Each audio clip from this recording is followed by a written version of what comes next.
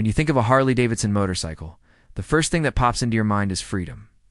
Whether you're watching Easy Rider, one of the many TV shows with characters riding Harleys, or simply scrolling through Instagram posts of people posing next to their bikes in front of beautiful landscapes, Harley-Davidson motorcycles have become an iconic symbol of America itself. But where did these legendary bikes actually come from? What's the story behind one of the most recognizable brands in history?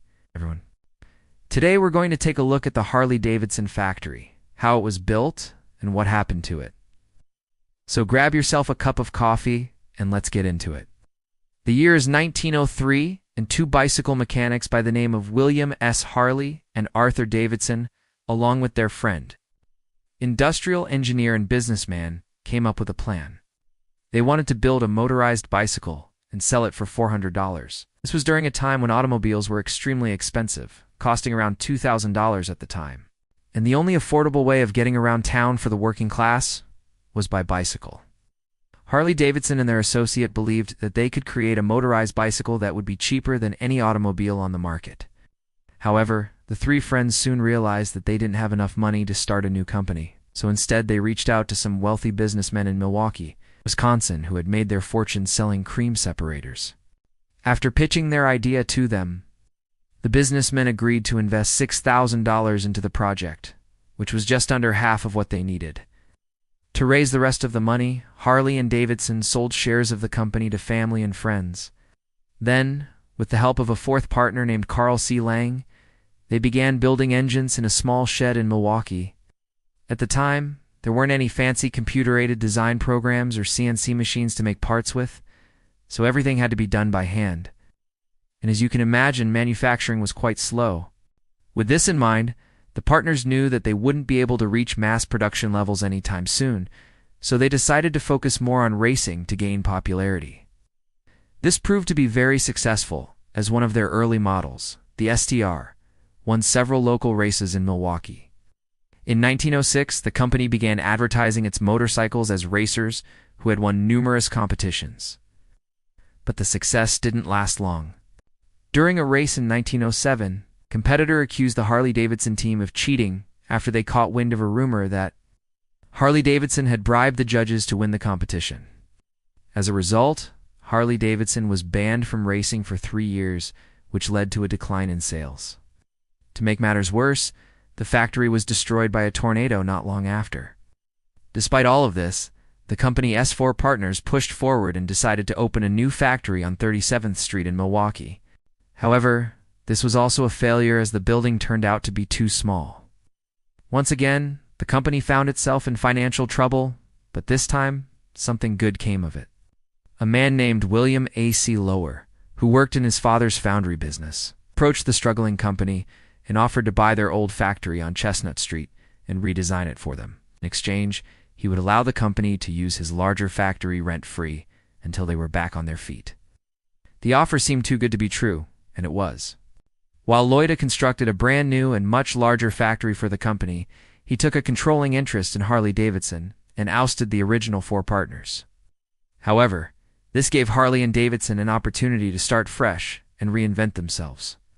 After spending the previous 5 years focusing on racing, they now had the chance to concentrate on designing a better engine.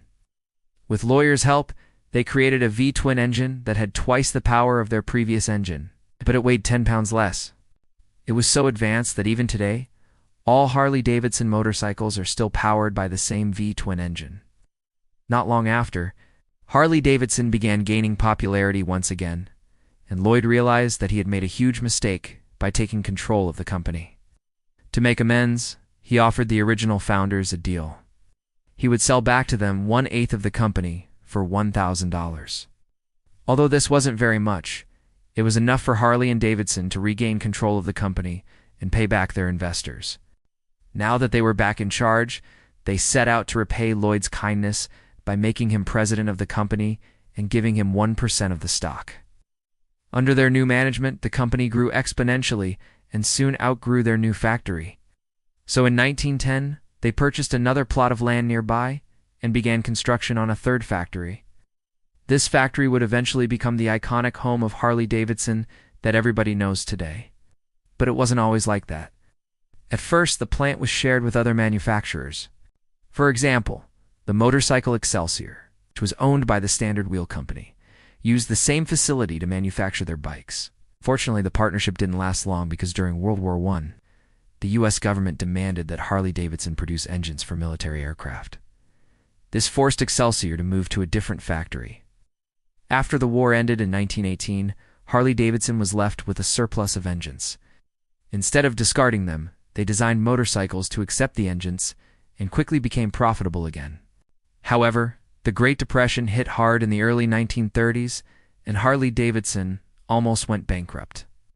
The company was saved by a man named Von H. Beeman, who purchased the company in 1931 for $500,000. Under his leadership, the company focused more on making smaller, more affordable motorcycles. For example, in 1936, they introduced the ULH model, which cost only $225, adjusted for inflation. But as the years went on, Beeman became increasingly concerned about the future of the company. He noticed that more and more Americans were buying automobiles instead of motorcycles. And by the late 1960s, the motorcycle industry had become flooded with foreign manufacturers. So in 1969, he sold the company to a holding company called American Machine and Foundry. At first, this seemed like a great move, because the new owners were willing to spend millions of dollars improving the factory and creating new models. But as the years went on, it became clear that they weren't interested in making motorcycles at all.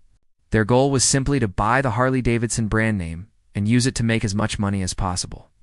As a result, they cut corners everywhere they could, including hiring inexperienced workers to build motorcycles. This caused the quality of Harley-Davidson motorcycles to decline significantly, and they lost their reputation as one of the best motorcycle manufacturers in the world.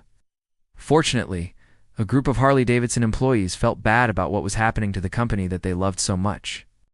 So, in 1981, they did something crazy.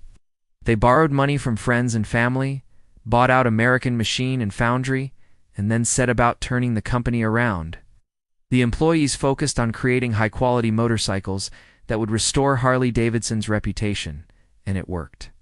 The company began to turn a profit again, and they were finally able to pay off their debt. But soon after, the employees ran into a problem. They had poured their hearts and souls into restoring Harley-Davidson, but they had no money left to expand. In 1985, they were forced to sell the company once again. But this time, it was to a group of investors led by an insurance executive named Von H. Beeman Jr. Although the employees were sad to see Harley-Davidson go, they knew that it was for the best. Now that the company was in the hands of experienced investors, Harley-Davidson would be able to grow and thrive. Today, the company is worth billions of dollars, and they still selling motorcycles out of the same factory that was built over 100 years ago. Thank you for watching this episode. If you enjoyed the video, please leave us a like. We would really appreciate it. Also, if you haven't already, go ahead and subscribe so you never miss an upload. Thank you all for watching, and we'll see you next time.